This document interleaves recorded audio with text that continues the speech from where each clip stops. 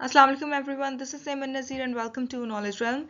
Students, we are studying International Relations Part 1. In the previous lecture, we studied System Approach presented by Morton Kaplan, and in today's lecture, we will study Neo-Realism, or we can call this structural realism. Students, this is a very interesting and important topic, so pay attention and let's get started.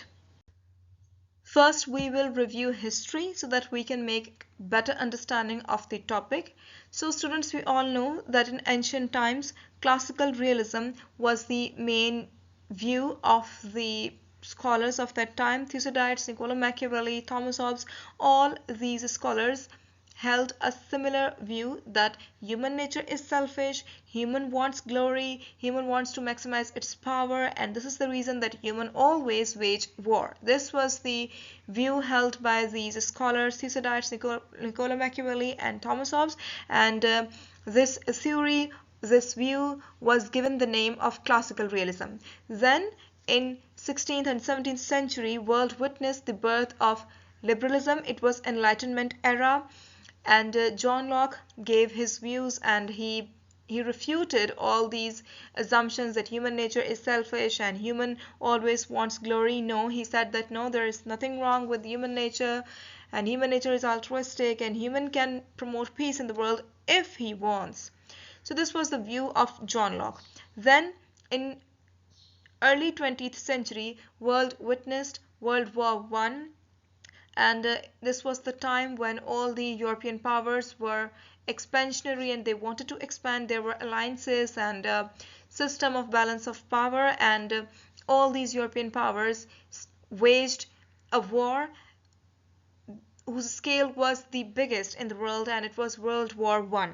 Then students, after the end of World War I, all the leaders of the world got united and they started discussing how they can eradicate the menace of war from the world, because they knew that war does not bring any good to human. It brings misery, destruction, and death of young people. So they said that now we should introduce something, we should invent something that could prevent this war in the world. So they came up with an idea that was named idealism, and world witnessed birth of idealism in 1918. Main proponent was Woodrow Wilson, and they established institution like League of Nations so that they can prevent war in the world. But students, this idea could not work for very long, and in 1939 idealism failed when Adolf Hitler of Germany waged the Second World War. That was, or I should say, that is the most horrible war that world had ever witnessed. Then students, after this end of World War II, world witnessed revival of classical realism. A great debate started between realist and idealist scholars, and realists claimed that idealists have failed, and there is nothing like altruistic nature of human, and you are all just ignoring the harsh realities of the world, and you should have considered nationalism and the selfish nature of human and these kind of things. You should have considered this. You did not consider any of this, and you just idealized things. So this was the first great debate, and this was a debate between realist and idealist. After this debate, students, the scholars of international relations came up with something new, a new approach. They came up with an approach, and that approach was behavioral approach. This approach triggered the second great debate of IR. That was the debate between traditional approach and behavioral approach. After this debate, students, scholars started presenting theories based on behavioral approach. This approach, scholars started giving theories based on behavioral approach, and this new realism or structural realism was a theory that was based on this approach. Main proponent of this theory was Kenneth Waltz. He wrote the book Theory of International Politics in 1979. So let's see what is the opinion of Kenneth Waltz. Starting with the brief introduction of structural realism, or we can say new realism. Students, in 1960s, The scholars of international relations presented a new approach that was called behavioral approach, and Kenneth Waltz was influenced by this approach, and he took a systemic approach to explain the international relations. He abandoned traditional approach of taking knowledge from history, and he took the systemic approach. He tried to understand the international system. He understood the international system, and he opined that we should study international system if we want to understand why states behave the way they do. He opined that states behave selfishly because of the international anarchic system. He studied the international system. He realized that international system is anarchic, and due to this anarchy, states behave selfishly. He said that there is nothing wrong with human nature, and it is not the human nature that compels one to behave selfishly. No, it is not the human nature. It is the international anarchic structure. This was his view. He wrote Theory of International Politics in 1979. This is a very famous book of Kenneth Waltz, and his unit of analysis was international level. He did not reduce his study to individual level. He did not study individual. He said that there is nothing wrong with individual. Problem is in international system. He studied at an international level. He studied the international system, and he said that the problem is with international system. International system is anarchic, and that anarchy compels one to behave selfishly. That anarchy compels states to behave selfishly. So this is the structural realism that studies the structure of international system. Let's study the major claims of structural realism. Students, structural realists believe that the structure that we are living in is anarchic. We are living in an international anarchic structure. There is no supra-sovereign authority in the world. This international structure constrains one from taking some actions and propels one to take some other actions. What kind of actions? It propels one to maximize one's power. For example, today we know that China and USA, both these countries are rival to each other, and both these countries believe that they are living in an international anarchic structure. There is no supra-sovereign authority in the world, and this structure constrains China and USA both. It constrains both of them to think positively and to cooperate. They do not think positively, and they cannot put an end to their military powers. It constrains them from doing so, and it propels them to maximize their power. China knows that USA is my rival. I have some conflicting interest with USA. So China, to protect its interest and to ensure its survival, will maximize its power. This is the action that this international structure propels it to take.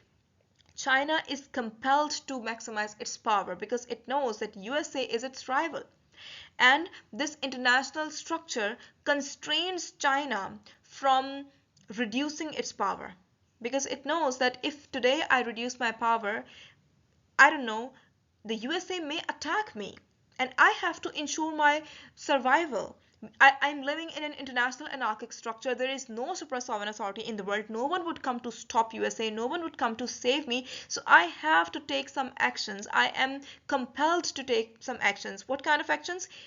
Maximizing the power, maximizing the military power, maximizing the economic power, these kinds of power. And this international structure constrains me from taking some other actions. What kind of actions? Reducing the power and believing that okay, USA is very good and altruistic and it would not attack me, having this kind of wishful thinking.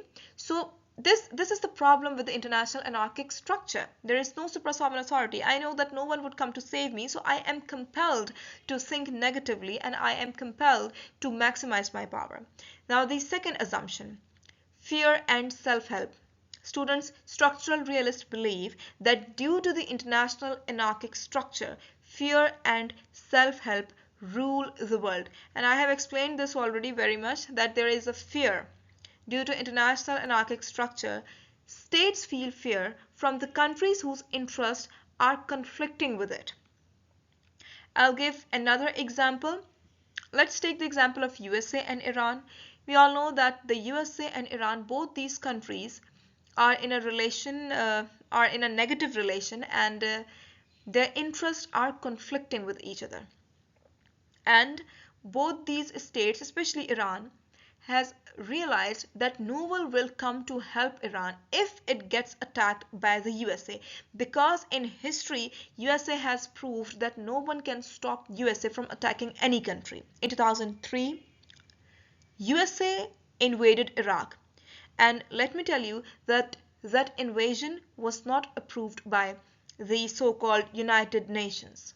United Nations did not approve that invasion. Still, the USA invaded Iraq in 2003, and Iraq was devastated after that. So why it happens? Because of international anarchic structure. Due to international anarchic structure, states feel fear from other countries, and states have realized that no one will help, so the state has to depend on its own help only. I will explain this further in the next slides also, or maybe I can give another example of the nuclear program of Pakistan and India. We all know that in 1974, India successfully acquired nuclear weapons, and this acquisition of nuclear weapons by India posed a threat to Pakistan. Pakistan started feeling a fear, and Pakistan knew that if India attacks Pakistan in the future, no one will help to come Pakistan. So Pakistan relied on self-help, and Pakistan developed its own nuclear weapons. So this is the concept of self-help, that you cannot rely on anyone, you cannot rely on these international institutions. There is international anarchic structure. State is the main actor, state is the principal actor, state can do whatever it wants in the world, and no one can stop it. We are living in an anarchy. So this was the second claim of structural realist.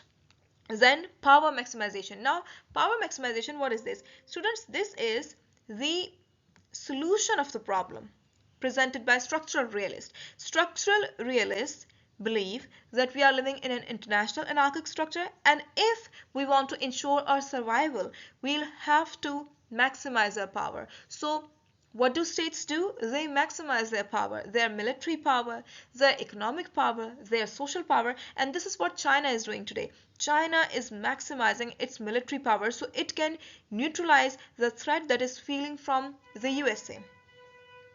China is maximizing its military power. On the other hand, USA is also doing so, India is doing such kind of things, Russia is doing such kind of things. I don't know if I'm right or wrong, but I think that I read somewhere that in the latest budget, Russia allotted 70% of its budget to its military.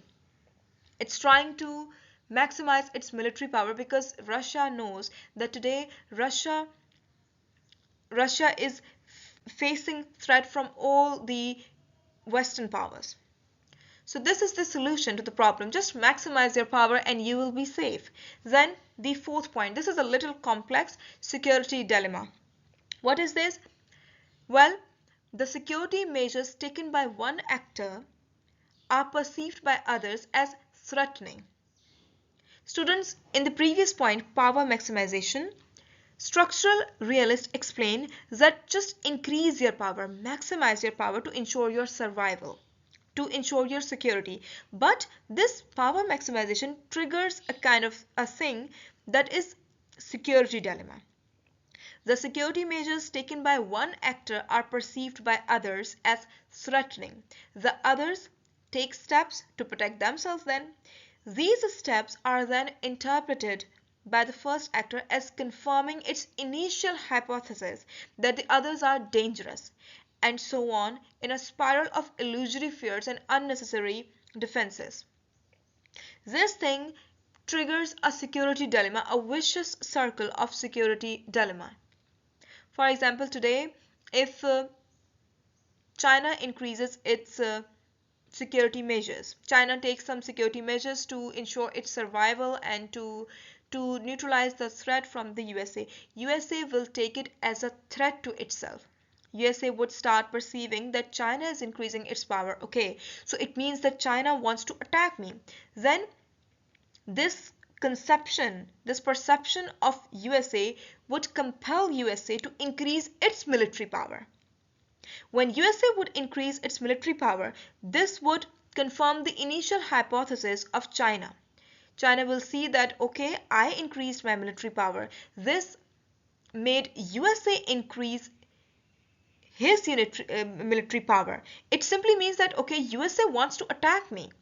USA wants itself to be stronger in military terms. Then students, China will go further. China will increase its military power once again, and this thing will start a spiral of illusory fears and unnecessary defenses. This is pretty much what security dilemma is. So these are the four main claims and assumptions of structural realist. Then students, structural realist gave two types of ordering principles of political structures in the world. One is hierarchy and the other is anarchy. Now, what are these two ordering principles? Students, structural realists believe that in hierarchy, in this kind of political structure, the functions are distributed in units. And in anarchy, the capabilities are distributed in units and the functions are pretty much same. And they studied the structure of states and the international structure, and they gave this view that states actually have adopted the ordering principle, that is hierarchy. There is hierarchy in states. In states, the functions are distributed. There are some units in a state. For example, the highest is the government of the state, then we have citizens, then we have law and order authorities and the economic institutions, and the functions are distributed in these among these units of the state. Citizens, what do citizens do? Citizens are required to obey all the laws and orders devised by the government of the state. They are required to obey the government, and what do the law and order authorities do? They legislate and they make laws and they execute their work. And then we have economic institutions. What do? They ensure that the good work is done and the state achieves economic prosperity. So the functions are distributed inside a state among its units. This is the ordering principle of political structure that a state practices. But in the international system, there is a political structure called anarchy. And in anarchy, the functions are not distributed. Rather, capabilities are distributed. First of all, the units of international structure are states. We know that there are several states in the world. I do not know how many. I think more than 190. I think so. There are more than 190 states in the world, and these states are actually unit of the international structure. Now, what similarities they have? They are similar in functions. All the states perform pretty much similar functions. State A, what is its responsibility? Let's say that this is USA. Its responsibility is to ensure the survival and freedom and prosperity of its citizen. Then state B, let's say it's Iran. What are the responsibility of Iran? Similar to USA, it will ensure that the people live in a good state and there is economic prosperity and the protecting the life and property of its citizen. So the functions of all the states are similar. In anarchy, There is no distribution of functions, rather distribution of capabilities. All the states are similar in their functions, they are performing similar responsibilities, but with different capabilities. I mean, USA is more capable than Iran. The capabilities of USA are more than Iran. Then we can compare Pakistan and USA. Both the states, Pakistan and USA, both the states are performing similar responsibilities. USA works for its citizens and Pakistan works for its citizens. There would be a Ministry of Foreign Affairs in USA and there is a Ministry of Foreign Affairs in Pakistan also. The ministries are same, the functions are same. There are courts, Supreme Court in the USA, there are courts in Pakistan also. The branch of government that we call judiciary. Everything is same. What is the different thing in these between these states? It is the capabilities. USA is more capable and Pakistan is not that much capable. The capabilities of USA are more and Pakistan does not possess so many capabilities. So these were the ordering principles presented by structural realists. The hierarchy and anarchy. In hierarchy, functions are distributed and in anarchy, capabilities are distributed. And we live in an international anarchic structure where capabilities are distributed. And students, this distribution of capabilities is the main problem. The one who is more capable poses more threats to its rivals. This is the problem, distribution of capabilities. Students, this concept of distribution of capabilities is very important because everything in the world relies on this distribution of capabilities. Structural realists believe that if there is a change in the distribution of capabilities, the structure would change. An entire system will feel this change and the actions of states would also change. We can take the example of America and China in 1919. We all know that in 1990, America was very strong country. China was quite weak. And the structure of world was unipolar at the time. There was one superpower in the world, that was America in 1990, and no other state could match its capabilities with America. America was much more capable than all the other states. It was very strong and no state could come in front of this. Then students, if we compare China and America in 2024, we would realize that today the world is seeing a change in the distribution of capabilities. China has become very much capable today. China is a rising power of the world. It has acquired many capabilities. It has increased its capabilities. China is now a strong military power. China's economy is incomparable with any other economy in the world. China's economy is growing at an exponential rate today. So today, students, world is witnessing a change in distribution of capabilities. America is strong today. I'm not saying that America has lost its status of superpower. America is still the superpower. But there is another power, there is another state that is rising. So the world is witnessing a change in the distribution of capabilities. China is acquiring many more capabilities. China is acquiring more capabilities, and due to this change in the distribution of capabilities, the structure is changing. Today, we are seeing that the world order is changing. We are living in a bipolar world order.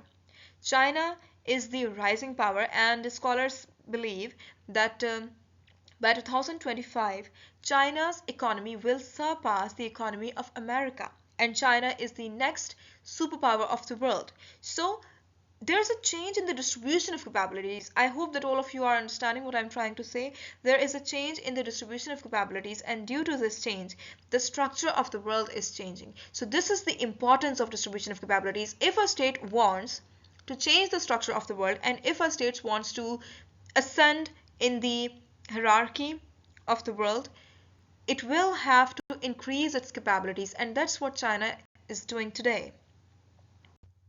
Then students, let's see what kind of opinion structural realists have about the role of power? Well, they say that power is relative. For structural realists, power is not absolute but relative. What does it mean? It simply means that states compare their power and gain with other states. For example, the USA. USA would not just be happy with the fact that, oh, I possess so much power. No, USA would get satisfied when it compares its power with the other states of the world. USA would see, okay, I have this much power, China has this much power, India has this much power, so whose power is greatest? Similarly, China would also compare its power. In structural realism, states compare their power and gain with other states. And if a state is less powerful than other state, it would not be satisfied. It would try to increase its power because that is the solution of the problem. Structural realists suggest that state should maximize its power to ensure its survival. This is the role of power for structural realists. Then students, role of institutions, the international institutions like the United Nations. Institutions are influenced by the powerful countries. This is the main claim of structural realists for institutions. The False Promise of International Institutions. This is the book written by John Mearsheimer, and Sovereignty, Organized Hypocrisy by Krasner. This is the book written by Krasner. In these books, students, structural realists refute the claim of international institutions. They say that no, institutions do not do any good to the world, and these institutions and norms are treated as largely reducible to the material interest of the powerful. It is the powerful state that rules the world and not the international institutions. Powerful determines what it wants to do and what course of actions it wants to pursue. For example, in 2003, the USA invaded Iraq. The United Nations did not approve that invasion. The United Nations did not do anything to protect Iraq and to stop the USA. No, not at all. USA was the most powerful country of the world. USA did what it wanted to do, and no one could stop the USA. This is the main claim of structural realists about role of institutions. They say that institutions are of no good. Then students, another example that we are seeing these days, the Israel-Gaza war of 2023 and 2024. We are seeing, in fact, the entire world is witnessing that today Israel is killing Gaza. Israel has killed more than 30,000 innocent people in Gaza, but the United Nations is helpless because the USA is not surrendering. USA is not approving the resolutions passed by United Nations. USA is repeatedly vetoing the resolutions. So the United Nations is helpless. It is not doing anything to stop the war. And this is the role of institutions in the world. Institutions are of no good. This is the view of a structural realist. Then structural realist John Mearsheimer, especially. John Mearsheimer, he gave two types of structural realism. One is offensive realism and the other is defensive realism. And he says that the kind of realism that a state can practice depends on the power of the state. In offensive realism, states interact in anarchy. He says that in offensive realism, states interact in anarchy, and similarly in defensive realism, also states interact in anarchy. But in offensive realism, states maximize their power to create their hegemony, and it depends on their power. A weak state can never exercise offensive realism. For example, Pakistan cannot exercise offensive realism against the USA. Pakistan cannot create its hegemony over USA, but the USA has created and can create its hegemony over the world. It can exercise offensive realism. It can do whatever it wants to do because it has maximized its power, and it always practices offensive realism. It is maximizing its power to create its hegemony. And today, China is the main problem for the USA, and it's trying to maximizing its power to create its hegemony over China also. In defensive realism, states do not do much, they just attain power to defend themselves only. For example, Pakistan acquired nuclear weapons not to attack anybody. Pakistan did not want to attack anybody. Pakistan acquired nuclear weapons only to neutralize the threat that it was facing from India. Pakistan attained that power to defend itself only. Pakistan did not have any kind of a strategic interest at the time. Pakistan did not want to attack anybody. It just did that. It just acquired that power of nuclear weapons to defend itself. So these are the two, offensive realism and defensive realism, presented by John Mearsheimer. And John Mearsheimer says, this is a very interesting quote of John Mearsheimer that very comprehensively gives the idea of structural realism. He says that in the anarchic world of international politics, it is better to be Godzilla than Bombay, because if you are a Bombay, Godzilla will devour you.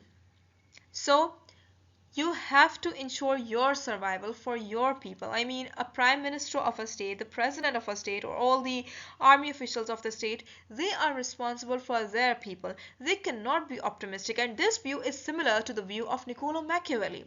Structural realists, they believe that a statesman has to follow the ethics of responsibility and not the conventional moral principles. They cannot adopt these kind of principles because they are responsible for millions of people. So it is better to be Godzilla than Bombay. Now, the most famous concept of security dilemma. Let's explain this concept by the help of an example. Let's say that there is a state A and it is in an enmity with state B. State A cannot determine the intentions of a state B. And this problem will instill a fear in state A. Due to anarchy, state A knows that it is living in an international anarchic structure. There is no supra-sovereign authority. And state A has a rival, that is a state B. So this thing will instill a fear in state A. State A, to ensure its security, its survival, will take some security measures. It will increase its defense. And state B will perceive the security measures of state A as a threat, because a state B is also a rival of a state A. So when state B sees that, oh, state A has taken some security measures, state A has increased its power, it means that state A wants to attack me. State B will perceive these security measures as a threat. Then state B will increase its security measure, its military power, to maintain the balance, because state B does not want to disturb the balance of power in the system. State B will also increase its security measure. Now, these actions of state B will once again instill a fear in state A. State A will see, okay, now state B has increased its power. It means that it wants to attack me. State A cannot determine the intentions of state B. State A does not know that why state B increased its military power. It cannot determine the intentions. This thing will once again inculcate a fear in state A. And this thing will trigger a security dilemma, a vicious circle of security dilemma. And both these states will live in this security dilemma. Now, this is the concept of security dilemma presented by structural realist, and this is a very vicious kind of circle, and it absorbs all the energy of the states. This is not good. I mean, states just start investing in their military power, and they stop thinking about their people, and they stop thinking about economic prosperity and well-being of their citizens. This is a very vicious kind of evil kind of concept. So this is the security dilemma that the structural realist Explain. Students, we have discussed structural realism in detail. Let's just conclude this topic. What is the major claim of structural realist? Well, they claim that international anarchic structure is the most influential thing in the world, and it is the structure, anarchic structure, that influences the actions of states. Neo-realist stresses the role of international structure in the actions taken by states. They believe that international structure is anarchic and not hierarchical. They believe that there is a distribution of capabilities. The functions of all the states are same, but the capabilities are not same. States feel fear from other countries and pursue power politics to ensure their survival. Now this thing triggers the vicious cycle of security dilemma. And all these things started because of the international anarchic structure and because of the absence of supra-sovereign authority, because of the mistrust between the states. So these are some major claims of these structural realists, and this is a very important and one of the most dominant theories of international relations. I hope I have made myself clear. Thank you so much for listening to this lecture. Thank you. Allah Hafiz.